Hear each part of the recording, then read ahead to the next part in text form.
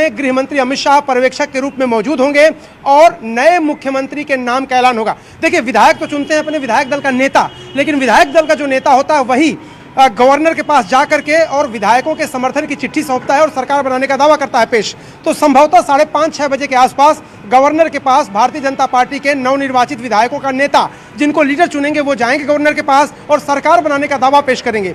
Governor उनको समय देंगे कल का शपथ ग्रहण का, जो कि लगभग तय है क्योंकि तैयारियां पूरी हो गई। 10 से 11 बजे के बीच में शपथ ग्रहण समारोह होगा। तो भारतीय जनता पार्टी ने पूरी मुकम्मल तैयारी कर रखी है, चाहे वो शपथ ग्रहण की हो या फिर विधायकों की बैठक की हो। चूंकि अमित शाह पर्यवेक्षक बना के भेजे गए, इसलिए जो नाम होगा वो एक ही होगा और सर्वसम्मति से उस नाम को आगे बढ़ाया जाएगा। अरुण, क्या शुभेंदु अधिकारी का नाम हम फाइनल माने? क्योंकि आपको याद होगा वो वक्त जब 2020 में शुभेंदु अधिकारी को खुद अमित शाह ने बीजेपी में शामिल किया था, और वो दौर भी आपको याद होगा जब एक बार इस बात का जिक्र उन्होंने 2014 में किया था कि ममता बनर्जी ने कहा कि अमित शाह कौन है, तो उन्होंने भीड़ में जवाब दिया कि मैं एक बीजेपी का सामान्य कार्यकर्ता हूं और मैं बीजेपी की जीत के साथ यहां पर वो सपना लेकर आया हूं और आज वो साकार भी हुआ है। अरुण, देखिए, गृह मंत्री अमित शाह को यहां आने का मतलब ही है, देखिए उनके आने का मतलब ही है कि ये बहुत ही स्मूथ रूप से नेता का चुनाव हो जाएगा। जहां तक शुभेंदु अधिकारी का सवाल है, गृह मंत्री अमित शाह के खासे पसंद माने जाते हैं शुभेंदु अधिकारी। देखिए, पार्टी के लिए जो काम करता है, मेहनत करता है, और ममता बनर्जी के गढ़ में उनको चुनौती देना और उनको हराना, लगातार डटे रहना। गृह मंत्री अमित शाह इस तरह से स्टाइल ऑफ पॉलिटिक्स को पसंद करते हैं। आप देखिए हिमंता बिस्वा शर्मा किस तरह से पूरे नॉर्थ ईस्ट में उन्होंने भारतीय जनता पार्टी की जड़ें मजबूत की, मुख्यमंत्री उनको बनाया गया। तो अगर बात करेंगे गृह मंत्री अमित शाह की, तो वो चूंकि एक पार्टी के काडर से बड़े हुए हैं, एक कार्यकर्ता के रूप में काम किए, इसलिए कार्यकर्ताओं का सम्मान करते हैं। और जिस तरह से शुभेंदु अधिकारी भारतीय जनता पार्टी में आने के बाद लगातार सक्रिय रहे, ममता बनर्जी से लोहा लेते रहे। आप देखिए उनको केंद्रीय सुरक्षा गृह मंत्री अमित शाह ने दी। जानते थे कि जो यहाँ की कोलकाता पुलिस है, और एक बार उनके ऊपर हमला भी हुआ था, जानते थे कि वो सुरक्षित उनको नहीं रख पाएंगे। तो गृह मंत्री शुभेंदु अधिकारी को पसंद करते हैं, इसमें कोई दो राय नहीं, लेकिन फैसला विधायकों को करना होता है और गृह मंत्री, प्रधानमंत्री, इसमें सबकी सहमति शामिल होना जरूरी है। तो क्या भारतीय जनता पार्टी की रणनीति होगी, कई किसको वो बनाना चाहेंगे, ये बात की बात है, लेकिन शुभेंदु अधिकारी फ्रंट रनर है, इसमें कोई दो राय नहीं है, सबसे आगे वो हैं और वो पसंद भी कई लोगों की है। अमित, आपसे भी हम समझना चाहेंगे क्योंकि आपने कई विधायकों से भी बातचीत की है, क्या हलचल चल रही है, क्या बातचीत हो रही है, क्या कोई नया नाम आ सकता है या वाकई में ही जो फ्रंट रनर है शुभेंदु अधिकारी, उन्हीं को ही माने कि यही विधायक दल के नेता होंगे? अमित, और देखिए, जिस तरीके से हमने बीजेपी को कवर किया है पिछले कई सालों में, और खासकर नई बीजेपी जो 2014 के बाद से है, तो उसमें सरप्राइज अंतिम समय तक तो इसकी पूरी संभावना रहती है। लेकिन कुछ एक इंस्टिंक्ट होती है, कुछ एक राजनीतिक कार्यशैली का एक चरित्र होता है, और उसके आधार पर अगर हम कहें तो शुभेंदु अधिकारी सबसे ज्यादा फ्रंट रनर जिसको कहें, रेस में सबसे आगे चल रहे हैं। देखिए, उसकी बहुत वजह है, हम लोग पिछले 3 दिन से लगातार उसका जिक्र कर रहे हैं। ममता बनर्जी, जो कि खुद उससे पहले अपने आप को बंगाल की बेटी कहती थी, उनको लगातार 2 चुनाव में हराना।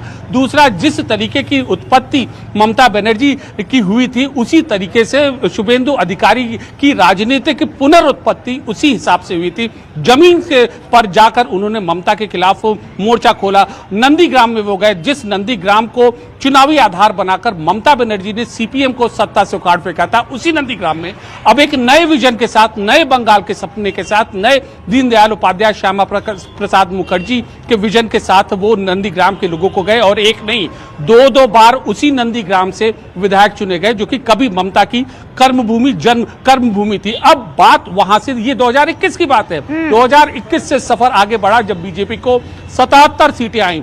5 साल में शुभेंदु अधिकारी की गतिविधियां, एक्टिविटीज अगर देखिए, सड़क पर वो नजर आए, चाहे विधानसभा में धरना देना हो, चाहे जनता के बीच में जाना हो, चाहे मालदा, मुर्शिदाबाद, जंगल में, south Kolkata, north Kolkata, Diamond Harbour, इन सारी जगहों पर जो भी कोई प्रमुख इवेंट होता, वहां पर शुभेंदु अधिकारी की मौजूदगी होती। यहां तक कि जब परसों रात को दर्दनाक वारदात उनके पीए के साथ हुई, पूरे समय पर शुभेंदु अधिकारी वहां पर मौजूद थे अपने पीए के परिवार वालों के साथ, ताकि उनको सांत्वना देके। देखिए, एक बड़ा लीडर जो होता है वो ग्राउंड से जुड़ा होता है, ग्राउंड से कैसे जनता की नब्ज पकड़े, अगर तो वो उसमें शुभेंदु अधिकारी का नाम। रणनीति को हमको समझना भी होगा कि अमित शाह जिस रणनीति या स्ट्रैटेजी के साथ आगे बढ़ते हैं, फिर वो शुभेंदु अधिकारी को नंदीग्राम से चुनावी मैदान में शुभेंदु अधिकारी को नंदीग्राम से आगे करना हो, ममता बनर्जी के आगे, या भवानीपुर से। लेकिन इस बीच अमित अभी क्या जानकारी मिल पा रही है? क्या फॉर्मूला सीधे यही होगा कि सीएम ही बनेगी, या डिप्टी सीएम को लेकर भी कोई सुगबुगाहट चल रही है? देखिए, अब से थोड़ी देर में जो हम बैठक का जिक्र कर रहे थे, कोर कमेटी की बैठक और एक जो प्रदेश कमेटी की बैठक यहाँ पर होगी नोवाटेल होटल में, उसके बाद विधायक दल की बैठक होगी। लेकिन 2 डिप्टी सीएम बनने की संभावना बहुत ज्यादा है, क्योंकि एक मॉडल है बीजेपी सरकार। अगर हम कहें, चाहे बिहार को देखें, चाहे उत्तर प्रदेश को देखें, तो 2 डिप्टी सीएम बड़े प्रदेशों में सरकार ये नियुक्त करती आई है। चाहे हम छत्तीसगढ़ में देखें, इसके अलावा चाहे हम राजस्थान में देखें, जितने हाल ही में चुनाव में 2 डिप्टी सीएम, तो इसका फॉर्मूला आने की बहुत ज्यादा उम्मीद है। और इसमें 3-4 फ्रंट रनर है, जिसमें अंगमित्रा पॉल, जिसमें सुकांतो मजूमदार, जिसमें सिलीगुड़ी से नॉर्थ बंगाल का भी बहुत ज्यादा प्रतिनिधित्व हमें इस सरकार में देखने को मिलेगा। इसके अलावा कोलकाता रीजन से 3 या 4 नाम आएंगे। इसके अलावा जो अनुभवी नेता है, जो पहले से संघ में जुड़े हैं, उनका नाम भी इस सरकार के जो खाके में आएगा। तो डिप्टी सीएम वाली बात, इसकी पूरी संभावना दिख रही है। और गृह मंत्री अमित शाह का जो विजन है, वो पूरे तौर पर इस सरकार में हमें देखने को दिखाई देगा। जिस तरीके से बिहार में सरकार का फॉर्मेशन हुआ है, जैसे उत्तर प्रदेश में सरकार चल रही है, जैसे मध्य प्रदेश, जैसे राजस्थान, जैसे गुजरात, जिस तरीके से छत्तीसगढ़ में जब हम आपसे बातचीत कर रहे हैं, तो तस्वीरें हम दक्षिणेश्वर काली मंदिर की दिखा रहे हैं इस वक्त। अमित शाह उस वक्त किस तरीके से वो काली मां के मंदिर में पहुंचे हैं, विधि विधान से उन्होंने पूजा अर्चना की। जिस तरीके से मां काली का आशीर्वाद बीजेपी पर रहा है, वक्त वक्त पर हमने देखा है कि किस तरीके से काली मां के दरबार में अमित शाह पहुंचे हैं, और उनका आशीर्वाद भी प्रचंड जीत के रूप में मां काली का मिला है बीजेपी को। अमित। जी बिल्कुल, देखिए, मां काली का आशीर्वाद मिला है, और बराबर गृह मंत्री अमित शाह बैठक में इस चीज का जिक्र करते थे। देखिए, एक बार और हम आपको ये तस्वीरें दिखाना चाहते हैं कि ये जो पीछे, अगर हमारे कैमरा पर्सन नसीब ये तस्वीरें यहाँ पर दिखाएं कि यहाँ पर बैठक हो रही है, और इस बैठक में कमोवेश वही चीज गृह मंत्री अमित शाह जिक्र करेंगे। और मां काली का जहाँ तक जो सवाल है, मां काली का आशीर्वाद हमेशा से वो लेते रहे। और न केवल मां काली, जो कि अब चुनावी जीत के बाद जो बीजेपी की जो टैग लाइन है, गंगोत्री से गंगा सागर तक, तो गंगा सागर तक कैसे उन्होंने कब्जा बनाया, इस बात की भी जिक्र बैठक में गृह मंत्री अमित शाह यहां पर वरिष्ठ नेताओं से करेंगे। और गंगा सागर भी गृह मंत्री अमित शाह के बहुत ज्यादा प्रिय रहा है। अक्सर हमें वहां पर दर्शन करते हुए उनको देखा गया है। तो जितने भी महत्वपूर्ण धार्मिक और पौराणिक स्थान हैं पश्चिम बंगाल के, गृह मंत्री अमित शाह वहां जा चुके हैं, वहां दर्शन कर चुके हैं, और इन सब की कृपा उन पर हुई है, चुनावी जीत मिली है। ऐसा संवाद वह आने वाले दिनों में जनता से करते नजर आएंगे। क्या माने कि शुभेंदु अधिकारी को भी जो मेहनत उन्होंने की है, या विश्वास जो अमित शाह ने उन पर जताया है, वही आशीर्वाद उन्हें मिलेगा? क्योंकि हमने देखा, जब से अमित शाह कोलकाता की धरती पर आए हैं, शुभेंदु अधिकारी उनके साथ रहे हैं, उनको रिसीव करने वो पहुंचे हैं, अभी फिलहाल होटल में भी उनके साथ मौजूद है, बैठ के वो कर रहे हैं। तो मान लें कि फ्रंट रनर तो है ही, लेकिन यही वो आखिरी चेहरा है जिस पर अब फाइनल मोहर लगेगी। देखिए, पत्रकारों को कोई बॉडी लैंग्वेज और जिस तरीके से नेताओं का हाव भाव होता है, कम से कम उस पर जो अंदाजा लगाने की पूरी आजादी होती है। तो अभी जो हमने तस्वीर दिखाई थी न्यूज 18 इंडिया के कैमरे पर, जिस गाड़ी में गृह मंत्री अमित शाह थे, उसी गाड़ी में पीछे की सीट पर शुभेंदु अधिकारी बैठे हुए थे।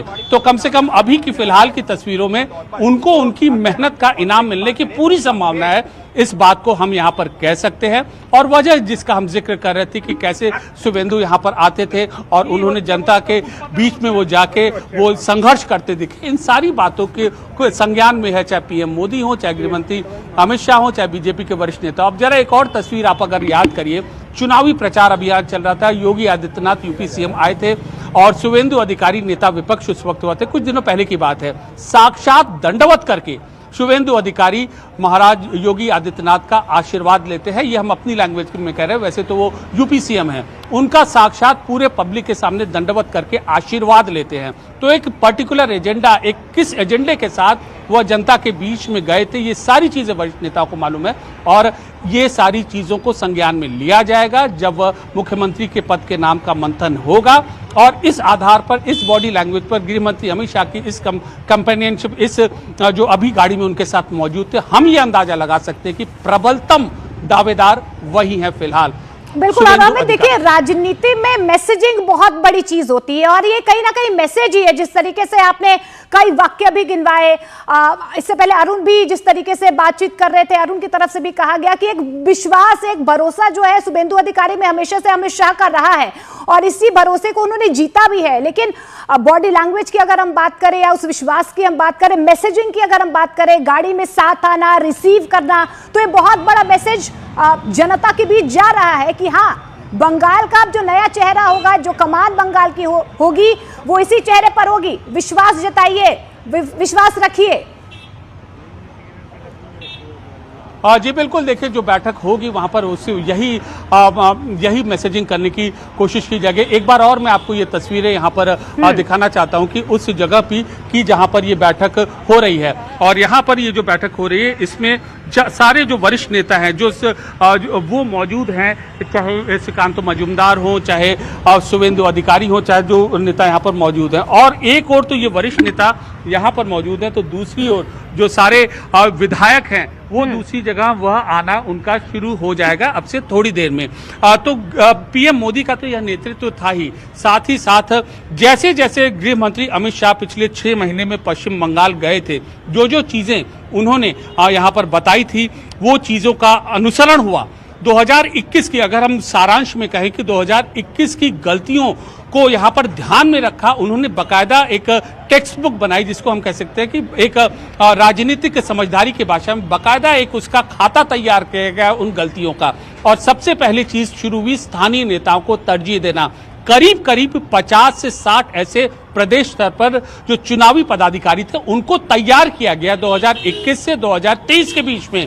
ये कोविड का दौर था लेकिन पश्चिम बंगाल में उन स्थानीय नेताओं की तैयारी हो रही थी, उनको अलग उनकी नियुक्तियां की गई, चाहे नॉर्थ बंगाल हो, चाहे साउथ बंगाल हो, चाहे डायमंड हार्बर हो, चाहे सुंदरवन हो और चाहे मालदा मुर्शिदाबाद का इलाका हो, उनकी नियुक्तियां उन पदाधिकारियों की गई और उनको ये परखा गया कि संघर्ष में कौन नेता खड़ा रह सका।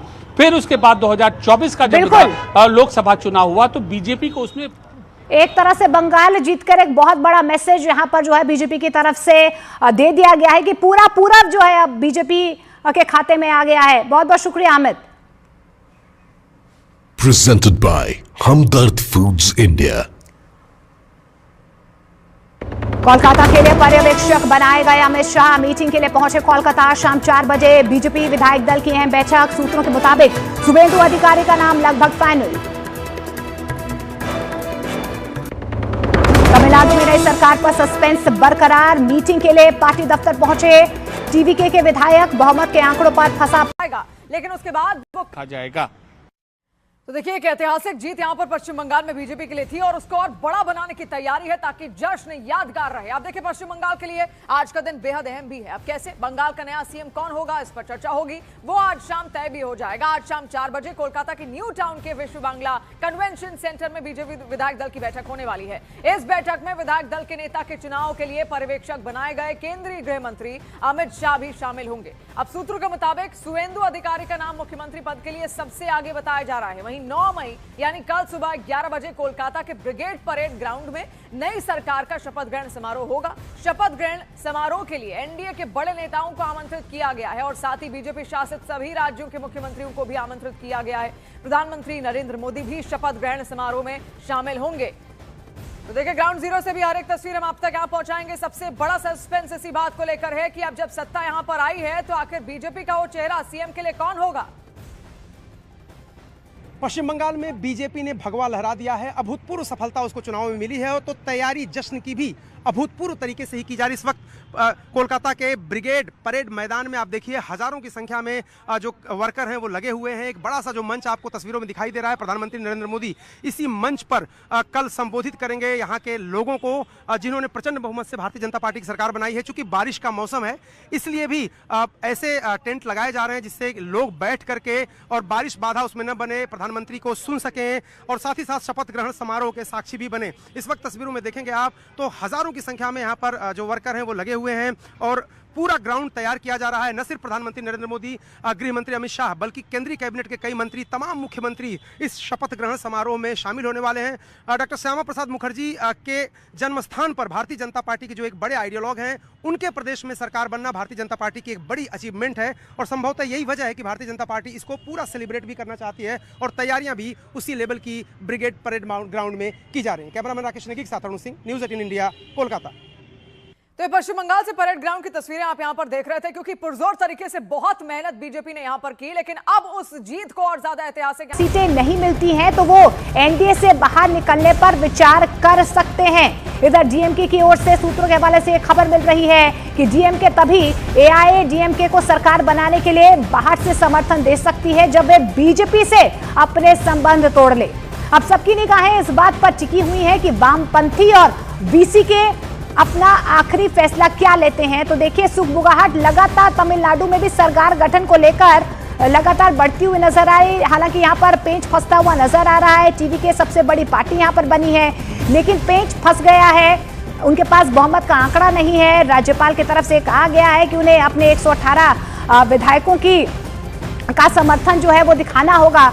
अब जो है बीच में ये खबर आई कि एआईएडीएमके और डीएमके साथ मिलकर जो है वो सरकार गठन कर सकते हैं, लेकिन इस बीच अब ये भी खबर निकल कर आ रही है, दोनों ही सूत्र ये कह रहे हैं। एआईएडीएमके ने भी कहा है कि अगर वो टीवीके के साथ कहीं ना कहीं सरकार बनाते हैं तो वो एनडीए से बाहर निकलने पर विचार कर सकते हैं। तो वहीं डीएमके की तरफ से भी कुछ ऐसा ही कहा जा रहा है। लेकिन उसके बाद वो कई अहम बैठकों का हिस्सा भी लेने वाले हैं। सबसे पहले अमित शाह प्रदेश बीजेपी के वरिष्ठ नेताओं के साथ एक बैठक करेंगे। इसके बाद पार्टी की प्रदेश कोर कमेटी की एक बैठक होगी जिसमें संगठन और सरकार गठन को लेकर चर्चाएं होंगी। शाम को कोलकाता के विश्व बंगला में विधायक दल की एक अहम बैठक बुलाई गई है। इसी बैठक में मुख्यमंत्री चेहरे के ऐलान की संभावना अब जताई जा रही है। पूरे दिन राजनीतिक हलचल और रणनीतिक बैठकों पर सबकी निगाहें यहां पर बनी रहेंगी। तो हर एक तस्वीर पश्चिम बंगाल में अब क्या होने वाला है, क्या आगे होगा, कितनी बैठकें होंगी। गृह मंत्री अमित शाह कुछ ही देर में कोलकाता पहुंच जाएंगे। एक एक तस्वीर न्यूज़ 18 आप तक पहुंचाएगा। कौन होगा पश्चिम बंगाल का मुख्यमंत्री? पश्चिम बंगाल विधायक दल की बैठक में इसका फैसला होगा और गृह मंत्री अमित शाह इस बैठक में शिरकत करेंगे। पश्चिम बंगाल के नवनिर्वाचित विधायकों की जो विधायक दल की बैठक होगी और हम आपको यहां पर तस्वीरों में दिखा रहे हैं कि क्या तैयारियां विधायक दल की बैठक के लिए चल रही है, जो कि कुछ ही देर में होने 4 बजे बीजेपी विधायक देंगे और जिस दौरान वह 3 प्रमुख बैठकें करेंगे। पहली कोर कमेटी की बैठक करेंगे जिसमें बीजेपी के जो वरिष्ठ नेता हैं पश्चिम बंगाल प्रदेश के वो होंगे। दूसरी एक सामान्य बैठक करेंगे और तीसरा जो है विधायक दल की बैठक करेंगे और जिसमें विधायक दल का नेता चुना जाएगा। तो गृह मंत्री अमित शाह के कोलकाता पहुंचते ही जो बैठकों का दौर है वो शुरू हो गया है, हलचल तेज हो गई है और आज पश्चिम बंगाल को नया मुख्यमंत्री देने से पहले ये अहम जो रणनीति का ताना बाना है वह बुना जा रहा है। जी बिल्कुल अमित, अभी फिलहाल बैठक में कौन कौन से चेहरे मौजूद है? शुभेंदु अधिकारी इस बैठक में मौजूद है और कौन कौन से वरिष्ठ नेता मौजूद है? और जिस तरीके से देखिए जो अब ये थोड़ी देर में ये बैठक शुरू होगी। अभी अभी गृह मंत्री अमित शाह यहाँ पर पहुंचेंगे और उससे पहुंच गए हैं, तो अब थोड़ी देर में बैठक शुरू होगी और उसमें शुभेंदु अधिकारी है, इसके अलावा शामिक भट्टाचार्य है, दिलीप घोष है, सुकांतो मजूमदार हैं और प्रदेश बीजेपी के जो वरिष्ठ नेता हैं वह पदाधिकारी यहाँ पर मौजूद होंगे। तो यह इसलिए बैठक महत्वपूर्ण हो जाएगी कि आखिरकार विधायक दल की जो बैठक है उसका क्या, उसमें किस तरीके से उसको कंडक्ट किया जाए और कल जो शपथ ग्रहण समारोह है उसमें क्या क्या किया जाए, कैसे तैयारी की जाए, उसको लेकर ये बैठक होगी। तो एक तैयारियों के सिलसिले में इस बैठक को बेहद महत्वपूर्ण माना जा रहा है। और दूसरी चीज, सरकार बनने के बाद जब सरकार आ गई है तो सत्ता जो प्रशासन का, एडमिनिस्ट्रेशन का ताना बाना कैसे बुना जाए, किस तरीके से नई सरकार जनता के सामने पेश आए, उसके मूल मंत्र गृह मंत्री अमित शाह यहाँ पर कोर ग्रुप में बैठक में सरकार बनने के बाद वरिष्ठ पदाधिकारियों को देंगे। साथ ही साथ साथ जब विधायक दल की बैठक होगी तब भी उस अपने विजन को, उस अपने ड्रीम को सामने रखेंगे जिसके आधार पर यह पूरा चुनाव लड़ा गया है, जिसके आधार पर बीजेपी सत्ता में आई है। तो बहुत महत्वपूर्ण बैठक है और कैसे जनसंघ और बीजेपी की विचारधारा को लेकर प्रदेश में एडमिनिस्ट्रेशन और गवर्नेंस करना है, जैसा कि पीएम मोदी की रणनीति रही है, उनका सपना रहा है। राष्ट्रीय स्तर पर जब से 2014 में बीजेपी की सत्ता आई है, अब 2026 में जब पश्चिम बंगाल में प्रदेश में बीजेपी की सत्ता आई है, उसी विजन से कैसे आगे बढ़ना है और इसी का मूल मंत्र यहाँ पर गृह मंत्री अमित शाह देंगे। बिल्कुल। और हमें देखिए, एक लंबा इंतजार यहाँ पर बीजेपी की तरफ से किया गया है। जनसंघ की जब स्थापना हुई थी 1950 में, उसके बाद से लगातार बीजेपी की तरफ से ये कोशिश की जा रही थी कि श्यामा प्रसाद मुखर्जी का जो विजन है, जो उनका सपना है, उसे किस तरीके से साकार किया जाए। अब ऐतिहासिक प्रचंड जीत यहाँ पर बीजेपी की हुई है, तो उनकी जो परिकल्पना है या उनका जो विजन रहा है, वो भी कहीं ना कहीं हमें सरकार गठन में नजर आएगा। जी बिल्कुल, पूरी तरीके से वो विजन, वो परिकल्पना, वो स्वप्न, वो कैसा आकार हमें नजर आएगा। और देखिए, तस्वीरें बहुत अहम चीजें बयां करती हैं। हम एक बार फिर ये तस्वीरें आपको यहाँ पर दिखाना चाहते हैं। ये नोवाटेल होटल है और यहीं से बीजेपी की जो पूरी स्ट्रैटेजी है उसको बनाया गया था। सारे वरिष्ठ नेता घंटों तक यहीं पर बैठक करते और बैठकों में रणनीति तय होती और इसके बाद ग्राउंड में जाकर उसको अंजाम दिया जाता, उस रणनीति को जमीन में उतारा जाता। तो अब यहाँ पर ये जो बैठक है वो चल रही है और इसमें इन पूरी चीज़ों का जो ताना बाना है, इन पूरी चीज़ों का जो विजन है वो जनता के सामने रखा जाएगा। और पहली बार ये बैठक जीते हुए विधायक बीजेपी के वरिष्ठतम नेताओं में से एक मौजूदा समय में गृह मंत्री अमित शाह से मिलेंगे। तो उस बैठक को कैसे पूरा करना है, उसमें क्या क्या चीजें सामने आनी, ये सारी चीजें गृह मंत्री आप जनता के सामने रखेंगे। अमित, क्या जो नए विधायक हैं,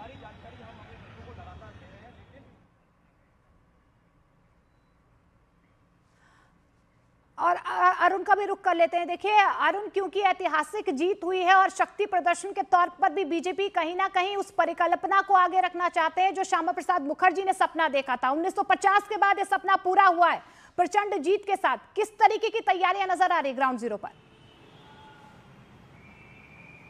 देखिए, ग्राउंड जीरो पर कई लेवल पे तैयारी है। एक तो शपथ ग्रहण समारोह की तैयारी ब्रिगेड परेड मैदान पर हो रही है। लाखों की संख्या में लोगों के आने की उम्मीद है, इसलिए भारतीय जनता पार्टी उसी तरह का भव्य तैयारी भी कर रही है। प्रधानमंत्री होंगे, गृह मंत्री होंगे, तमाम राज्यों के मुख्यमंत्री होंगे, तो पूरा सत्ता पक्ष वहां पर इकट्ठा होगा ब्रिगेड परेड मैदान में, इसलिए तैयारी भी भव्य हो रही है। दूसरी तरफ जो बंगला केंद्र है वहां पर भारतीय जनता पार्टी के नवनिर्वाचित विधायक लगभग 3:30 बजे से पहुंचना शुरू हो जाएंगे, क्योंकि 4 बजे विधायक दल की बैठक बुलाई गई है। उसी बैठक में गृह मंत्री अमित शाह पर्यवेक्षक के रूप में मौजूद होंगे और नए मुख्यमंत्री के नाम का ऐलान होगा। देखिए, विधायक तो चुनते हैं अपने विधायक दल का नेता, लेकिन विधायक दल का जो नेता होता है वही गवर्नर के पास जाकर के और विधायकों के समर्थन की चिट्ठी सौंपता है और सरकार बनाने का दावा करता है पेश। तो संभवतः 5:30-6 बजे के आसपास गवर्नर के पास भारतीय जनता पार्टी के नवनिर्वाचित विधायकों का नेता, जिनको लीडर चुनेंगे, वो जाएंगे गवर्नर के पास और सरकार बनाने का दावा पेश करेंगे।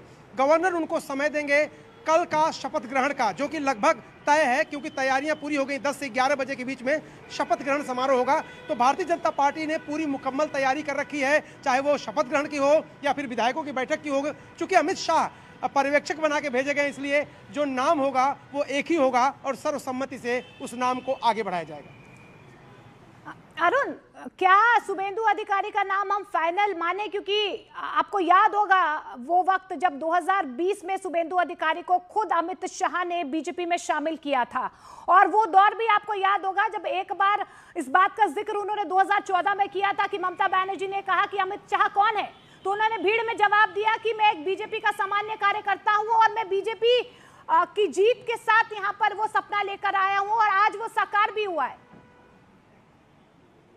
अरुण, देखिए, गृह मंत्री अमित शाह को यहां आने का मतलब ही है, देखिए उनके आने का मतलब ही है कि ये बहुत ही स्मूथ रूप से नेता का चुनाव हो जाएगा। जहां तक शुभेंदु अधिकारी का सवाल है, गृह मंत्री अमित शाह के खासे पसंद माने जाते हैं शुभेंदु अधिकारी। देखिए, पार्टी के लिए जो काम करता है, मेहनत करता है, और ममता बनर्जी के गढ़ में उनको चुनौती देना और उनको हराना, लगातार डटे रहना, गृह मंत्री अमित शाह इस तरह से स्टाइल ऑफ पॉलिटिक्स को पसंद करते हैं। आप देखिए हिमंता बिस्वा शर्मा किस तरह से पूरे नॉर्थ ईस्ट में उन्होंने भारतीय जनता पार्टी की जड़ें मजबूत की, मुख्यमंत्री उनको बनाया गया। तो अगर बात करेंगे गृह मंत्री अमित शाह की, तो वो चूंकि एक पार्टी के काडर से बड़े हुए हैं, एक कार्यकर्ता के रूप में काम किए, इसलिए कार्यकर्ताओं का सम्मान करते हैं। और जिस तरह से शुभेंदु अधिकारी भारतीय जनता पार्टी में आने के बाद लगातार सक्रिय रहे, ममता बनर्जी से लोहा लेते रहे। आप देखिए उनको केंद्रीय सुरक्षा गृह मंत्री अमित शाह ने दी। जानते थे कि जो यहाँ की कोलकाता पुलिस है और एक बार उनके ऊपर हमला भी हुआ था, जानते थे कि वो सुरक्षित उनको नहीं रख पाएंगे, तो गृह मंत्री शुभेंदु अधिकारी को पसंद करते, इसमें कोई दो राय नहीं। लेकिन फैसला विधायकों को करना होता है और गृह मंत्री, प्रधानमंत्री, इसमें सबकी सहमति शामिल होना जरूरी है। तो क्या भारतीय जनता पार्टी की रणनीति होगी, कई किसको वो बनाना चाहेंगे, ये बात की बात है। लेकिन शुभेंदु अधिकारी फ्रंट रनर है, इसमें कोई दो राय नहीं है, सबसे आगे वो हैं और वो पसंद भी कई लोगों की है। अमित, आपसे भी हम समझना चाहेंगे क्योंकि आपने कई विधायकों से भी बातचीत की है, क्या हलचल चल रही है, क्या बातचीत हो रही है, क्या कोई नया नाम आ सकता है या वाकई में ही जो फ्रंट रनर है शुभेंदु अधिकारी उन्हीं को ही माने कि यही विधायक दल के नेता होंगे? अमित,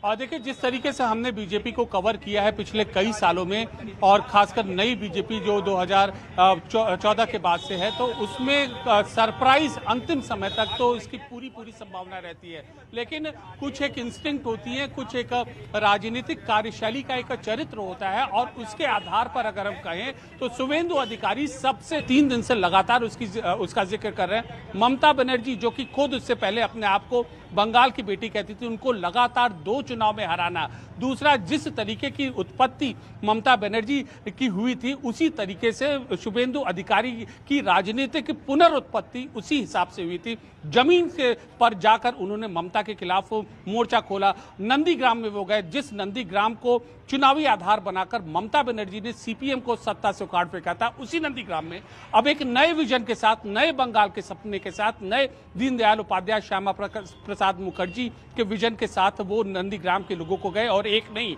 2 बार उसी नंदीग्राम से विधायक चुने गए, जो कि कभी ममता की कर्मभूमि थी। अब बात वहां से, ये 2021 की बात है, 2021 से सफर आगे बढ़ा जब बीजेपी को 77 सीटें आई। 5 साल में शुभेंदु अधिकारी की गतिविधियां, एक्टिविटीज अगर देखिए, सड़क पर वो नजर आए, चाहे विधानसभा में धरना देना हो, चाहे जनता के बीच में जाना हो, चाहे मालदा, मुर्शिदाबाद, जंगल में, south Kolkata, north Kolkata, Diamond Harbour, इन सारी जगहों पर जो भी कोई प्रमुख इवेंट होता, वहां पर शुभेंदु अधिकारी की मौजूदगी होती। यहां तक कि जब परसों रात को दर्दनाक वारदात उनके पीए के साथ हुई, पूरे समय पर शुभेंदु अधिकारी वहां पर मौजूद थे अपने पीए के परिवार वालों के साथ, ताकि उनको सांत्वना देके। देखिए, एक बड़ा लीडर जो होता है वो ग्राउंड से जुड़ा होता है, और ग्राउंड से कैसे जनता की नब्ज पकड़े, अगर तो वो उसमें शुभेंदु अधिकारी का नाम। रणनीति को हमको समझना भी होगा कि अमित शाह जिस रणनीति या स्ट्रैटेजी के साथ आगे बढ़ते हैं, फिर वो शुभेंदु अधिकारी को नंदीग्राम से चुनावी मैदान में, शुभेंदु अधिकारी को नंदीग्राम से आगे करना हो, ममता बनर्जी के आगे, या भवानीपुर से। लेकिन इस बीच अमित, अभी क्या जानकारी मिल पा रही है? क्या फॉर्मूला सीधा यही होगा कि सीएम ही बनेगी, या डिप्टी सीएम को लेकर भी कोई सुगबुगाहट चल रही है?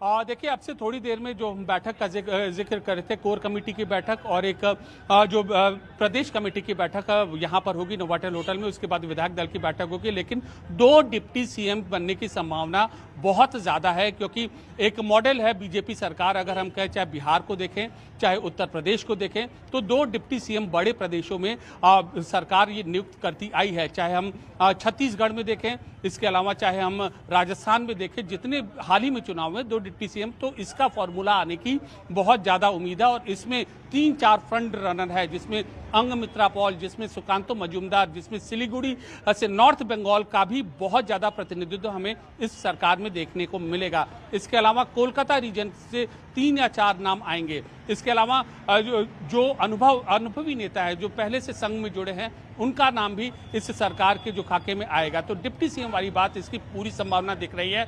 और गृह मंत्री अमित शाह का जो विजन है, वो पूरे तौर पर इस सरकार में हमें देखने को दिखाई देगा। जिस तरीके से बिहार में सरकार का फॉर्मेशन हुआ है, जैसे उत्तर प्रदेश में सरकार चल रही है, जैसे मध्य प्रदेश, जैसे राजस्थान, जैसे गुजरात, जिस तरीके से छत्तीसगढ़ में जब हम आपसे बातचीत कर रहे हैं, तो तस्वीरें हम दक्षिणेश्वर काली मंदिर की दिखा रहे हैं इस वक्त। अमित शाह उस वक्त किस तरीके से वो काली मां के मंदिर में पहुंचे हैं, विधि विधान से उन्होंने पूजा अर्चना की।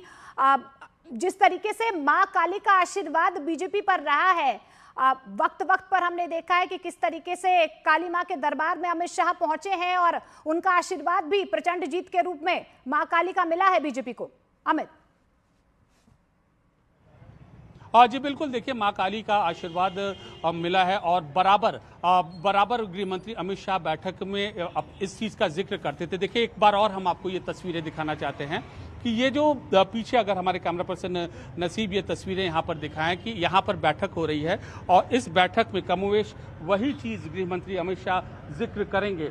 और माँ काली का जहाँ तक जो सवाल है, माँ काली का आशीर्वाद हमेशा से वो लेते रहे हैं और न केवल माँ काली, जो कि अब चुनावी जीत के बाद जो बीजेपी की जो टैग लाइन है गंगोत्री से गंगा सागर तक, तो गंगा सागर तक कैसे उन्होंने कब्जा बनाया, इस बात की भी जिक्र बैठक में गृह मंत्री अमित शाह यहां पर वरिष्ठ नेताओं से करेंगे। और गंगा सागर भी गृह मंत्री अमित शाह के बहुत ज्यादा प्रिय रहा है, अक्सर हमें वहां पर दर्शन करते हुए उनको देखा गया है। तो जितने भी महत्वपूर्ण धार्मिक और पौराणिक स्थान हैं पश्चिम बंगाल के, गृह मंत्री अमित शाह वहां जा चुके हैं, वहां दर्शन कर चुके हैं और इन सब की कृपा उन पर हुई है, चुनावी जीत मिली है। ऐसा संवाद वह आने वाले दिनों में जनता से करते नजर आएंगे। क्या माने कि शुभेंदु अधिकारी को भी जो मेहनत उन्होंने की है या विश्वास जो अमित शाह ने उन पर जताया है, वही आशीर्वाद उन्हें मिलेगा? क्योंकि हमने देखा जब से अमित शाह कोलकाता की धरती पर आए हैं, शुभेंदु अधिकारी उनके साथ रहे हैं, उनको रिसीव करने वो पहुंचे हैं, अभी फिलहाल होटल में भी उनके साथ मौजूद है, बैठकें